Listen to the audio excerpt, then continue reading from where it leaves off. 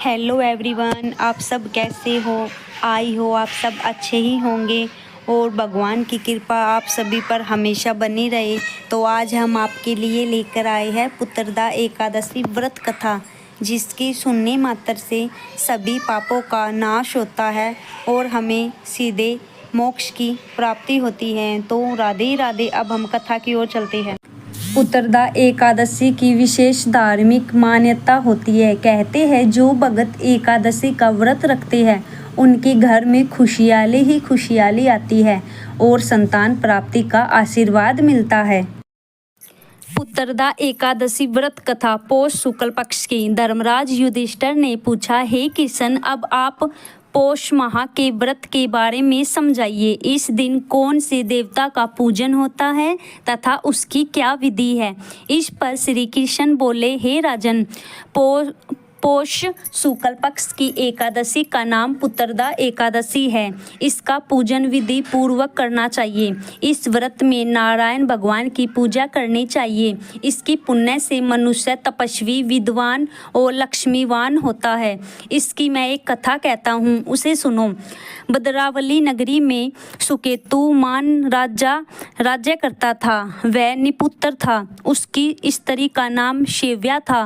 वह सदैव निपुत्री होने के कारण चिंतित रहती थी। इस पुत्रहीन राजा के पितर रो रो कर पिंड लेते थे और सोचा करते थे कि इसके बाद हमें कौन पिंडदान देगा।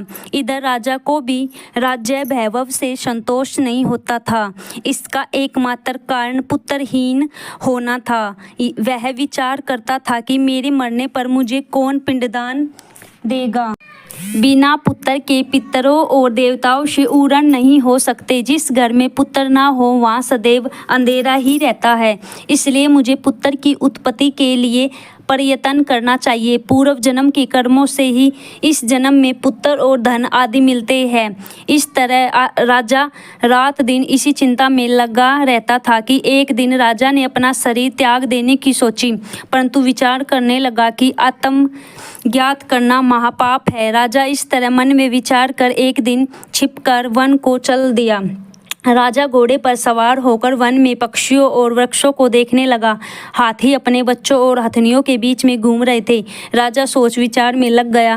राजा प्यास के कारण अत्यंत बेचैन होने लगा और पानी की तलाश में आगे बढ़ा। कुछ ही आगे जाने पर उसे एक सरोवर मिला। उस सरोवर के चारों तरफ मुनियों के आश्रम बने थे। उस समय राजा के दाहिने अंग फड़फड़ाने लगे। राजा मन में प्रसन्न होकर सरोवर के किनारे बैठे हुए मुनियों को देखकर घोड़े से उतरा और दंडवत करके उनके सम्मुख बैठ गया। राजा को देखकर मुनीश्वर बोले, हे राजन, हम तुमसे अत्यंत प्रसन्न हैं। तुम इस जगह क्यों आए हो, सो कहो। इस पर राजा ने उनसे पूछा, हे मुनीश्वरों, आप कौन हैं और किस लिए यहाँ है, सो कहो। मुनि बोले, हे राजन, आज पुत्र की इच्छा करने वाले को संतान देने वाली पुत्रदा एकादशी है। हम लोग विश्वदेव हैं और इस सरोवर पर स्नान करने आए हैं।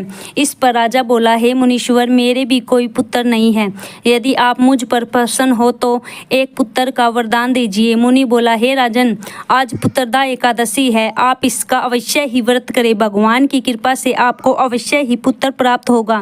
मुनि के वचनों के अनुसार राजा ने एकादशी का व्रत किया एवं द्वादशी को पारायण किया और मुनियों को प्रणाम करके अंत में अपने महल को वापस आया। अंत में रानी ने गर्भ धारण किया और 9 माह के पश्चात उसके एक पुत्र रतन पैदा हुआ। वह राजकुमार अंत में अत्यंत वीर, धनवान, यशस्वी और प्रजापालक हुआ। भगवान श्री कृष्ण बोले, हे राजन, पुत्र प्राप्ति के लिए पुत्रदा एकादशी का व्रत करना चाहिए। जो मनुष्य इसका महात्म्य श्रवण व पठन करता है उनको स्वर्ग मिलता है। कथा सार। पुत्र ना होना बड़ा ही दुखपूर्ण है। उससे भी दुखपूर्ण है पुत्र का कुपुत्र होना। अतः सर्वगुण संपन्न और सुपुत्र पाना दुर्लभ है।